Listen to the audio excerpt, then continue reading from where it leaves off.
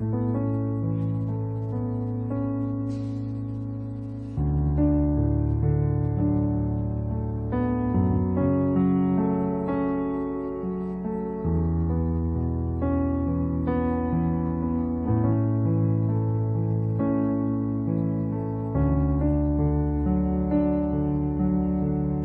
said, I've done this sermon twice. Theoretically, I've done it more than that. Last night, I preached this to my dog. Sammy got saved. So. You know, have you ever gotten yourself to a place where you're absolutely, completely over your head, totally overwhelmed? I remember years ago when I was in college, I was in a fraternity, and this fraternity house was built 1912, 1913. It was done with plaster and lath, and it was old and falling apart. And what they did with the senior members is once you got your own room, you were allowed to remodel this room, and whatever money you put into it, they would take off of the room and board for the semester. I got my own room. My dad was in construction. I knew what I was doing. I took on this project. It's a 10 by 10 room. How hard could it be? I took on this project. I went out and bought hundreds of dollars worth of materials. I dove into this room. I started tearing out the plaster. I started hanging sheetrock. I started finishing sheetrock, moving electric, hanging fixtures, and quickly realized that I was in way over my head. That no matter how hard I worked, I could never see an end in sight. Those of you who had construction done know the feeling. Thankfully, fall at Champaign and University of Illinois, Dad's Day is in fall. My dad came to visit, and I strapped a tool belt on him and put him to work. And see, that was the answer. The problem I was having is I took on a project with no concept on how to fix it, how to do it myself. What I needed to do was enlist somebody who had the answer and had the information that I needed, finding that right source and finding that right solution. And that's what you see in the gospel today. The woman with the bleeding, she had tried so many different things to get healed, but she hadn't tried the one thing that works. And that's why we find her at her wit's end. And I know I can relate to that too. See, about a year ago, I found myself sitting in a desert outside of Jerusalem called the Wadi Kel. I was at my own end. I thought I had it all figured out at that point. I had just been the coordinator for the Christian Men's Conference. It was successful. It was great. Wasn't me, obviously, but it was great. I'd led several different Bible studies in small groups, and they were all good. Business was picking up. I didn't lose my house. I was able to feed my children. And things were on the up and up, and yet inside, my spiritual life was draining from me. It was just like bleeding out. My prayers were hitting the ceiling or going nowhere. I felt like I was alone. God wasn't with me. And there was nothing I can do to make that stop. And it was that point that I came to the realization. He said, at that point, you have to stop, and only one answer makes sense. You have to fall at the feet of Christ. And then you have to make contact. You got to touch the cloak. You got to reach out. And that's what we see today in our gospel reading.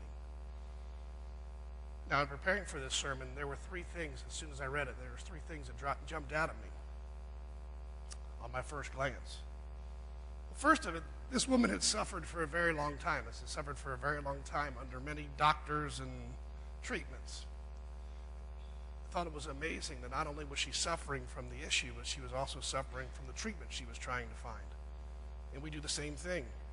We go everywhere looking for self-worth and completion. We look to alcohol, money, food, the internet. Maybe we go for power or ministry. But none of it works. And this is why if you go to Barnes & Noble today, you can actually hear the self-help section growing.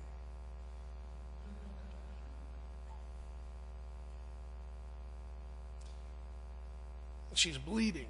She's been bleeding for 12 years. Deuteronomy says that the life is in the blood. So when we read this, you can read that her life has been draining from her for 12 years. Every day. She watches her life come out of her. And she sought everyone or everything, except for the one that can give her life. She did not, until this time, seek out the giver and sustainer of life. Now, 12 years is a long time to suffer, and we're all going, well, I'd have gone somewhere in 12 years. And I'm not entirely sure we would have. Why do we do this? Why does it have to hurt so bad before we go looking for help? I read this, and it reminded me of a story about a dog. And I'm going to change it to Aner. There was an insurance salesman. He was driving around trying to sell insurance. And he comes upon this farmed house in Aner. And there's an old man just sitting there relaxing in the afternoon on the front porch, and there's a dog on the front porch. And it's just moaning. It's laying there moaning on the porch. Oh, just moaning on the front porch. And the insurance guy says, I don't know what this is about. But he goes up and he introduces himself to the man. All the while the dog's still sitting there moaning. He begins his sales pitch, and the dog's still sitting there. Just horrible moaning. And this goes on and on and on. And finally the guy has had enough, and he says, sir, I don't want to be rude, but what is with your dog? And the old man looks at him and says, well, he's laying on a nail.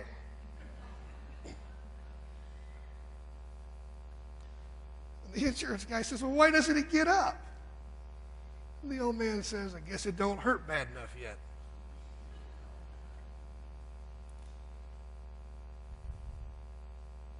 And that's us. I guess it don't hurt bad enough yet.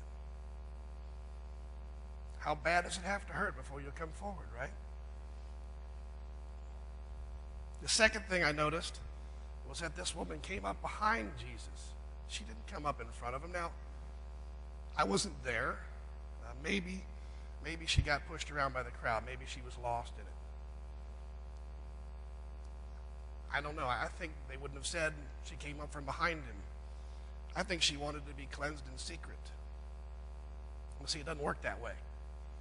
Too often, what has to be brought, what's in the dark for each one of us has to be first brought into the light before we can be cured of it. And that's the case with this woman. Whatever she had in the dark has to be brought into the light. Same with us. This is why every week we do a confession of sin. That's where we bring our stuff that's in the dark. And by dark, I mean our hearts. We bring that stuff in there that's keeping us from making contact. And we confess it out and bring it into the light. Now, that confession can be between you and God. It can be between you and God and a friend. But you need to bring it out into the light. Whatever it is that's holding you back. Now, sometimes God gives us a thorn in the flesh, just like he did with Paul. And these thorns in the flesh are meant to grow us in some way or make us change or alert us to something that needs to be different. But a lot of times these little thorns in the flesh are just because we haven't gone and made contact. And God so very much wants us to give it over to him.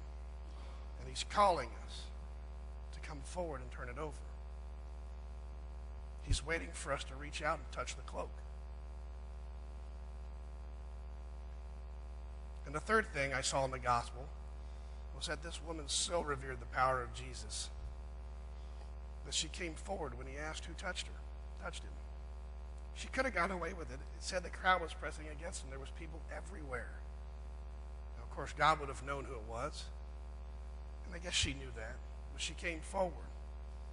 She came forward trembling with fear because she recognized the power that this man from Galilee had. Now, every Sunday we come here, we have the opportunity to come forward and fall at God's feet right here at the communion rail and make the contact that he's wanting us to make. And the question is, each week do we come forward going through the motions because that's what we've always done?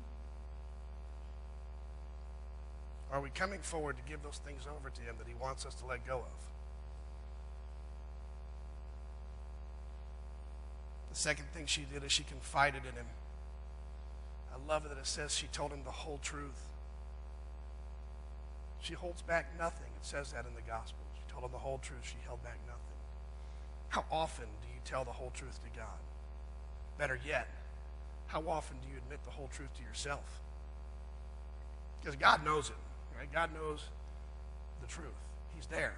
He gets it. But the question is, can we admit it to ourselves first? Again, bringing that darkness into light. And lastly, she counted on him.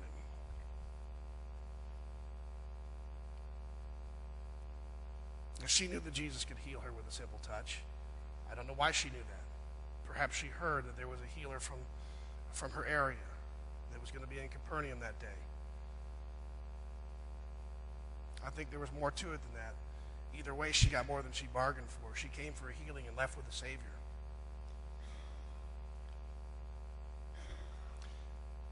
She trusted him enough to come before him and tell him her life story. And see, we can do the same thing. Jesus asks us each to come forward and just make contact. He wants so much for us to come forward and touch the cloak. In his responses, there's 3 of them. The first response, he's all-knowing. Like I said, he knows everything.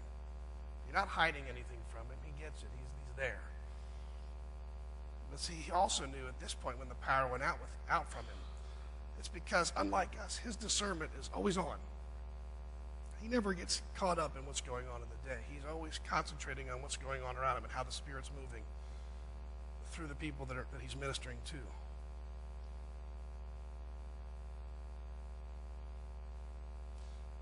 Second thing, he's all powerful. He was able to heal even though this woman never asked for healing. Yes, she approached him. Yes, she reached out, but she never said, Jesus, heal me. I'm bleeding. But he's powerful. He's so powerful that just a touch from his cloak healed this woman. His power's not tied up in conventional means. He didn't have to lay his hands on her. He didn't have to dip her in the water, throw mud in her face, pat her on the head. She just had to touch his cloak. And perhaps my favorite part is he's all loving. I can see him kneeling down when she turns around and she falls at his feet and tells him the whole truth.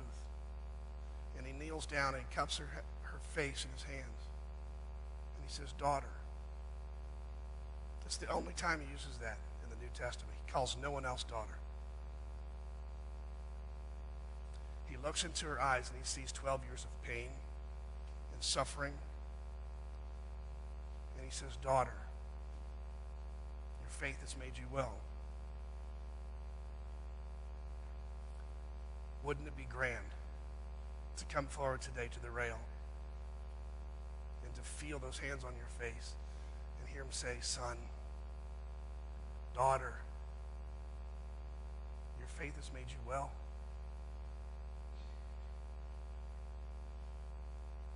And each week he's beckoning us to do that exact thing.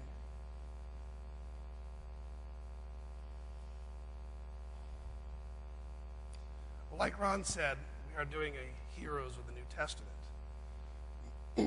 I was given this assignment. I didn't know what I was going to be preaching on. So I thought, sweet, here's the New Testament. I'm going to get like Paul or Silas, Timothy. Ron says, no, you get the woman with the issue of the bleeding. And I thought, what am I going to do with that? But why do we remember this woman? There are so many things that we see in the story that cause us to remember.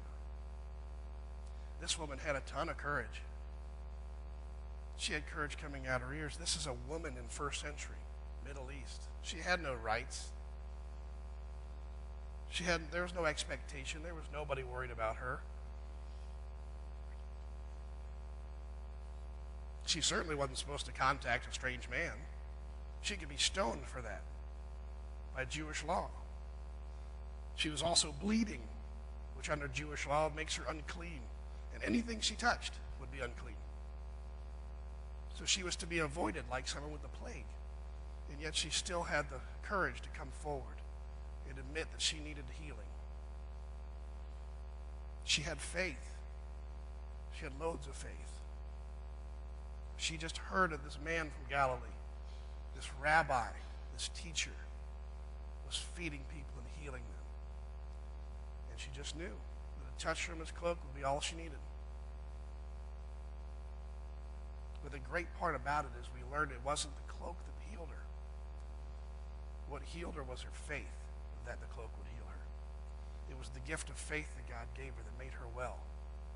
It was that same faith that allowed Jesus to kneel down and look at her face to face and say, daughter.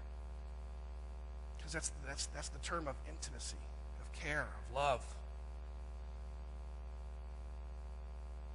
I see your face and it's beautiful.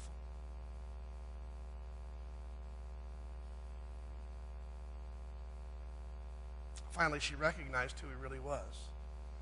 I'm not sure she knew going into this story that she was going to be approaching the creator and sustainer of the universe. She just wanted to be healed, but I'm sure she knew when it was all said and done who he was. Because this woman in desperation reaches out a little trembling hand, you can see it, just to touch the cloak and to be healed. And then she falls at his feet in reverence and fear. And then she accepts everything that he has to give her, because he takes that fear and turns it into love. And see, that's my hope for each one of us. We're given the opportunity every week to come clean, to tell God what's going on in our hearts, to confess those things over that are holding us back, keeping us from making contact. He's beckoning us to come forward. And then he beckons us forward still to come to the communion rail and to take part of his ministry and to touch whatever part of him that we can touch. And then he's telling us that he can take away those things that we can't handle any longer. And all you got to do is make contact.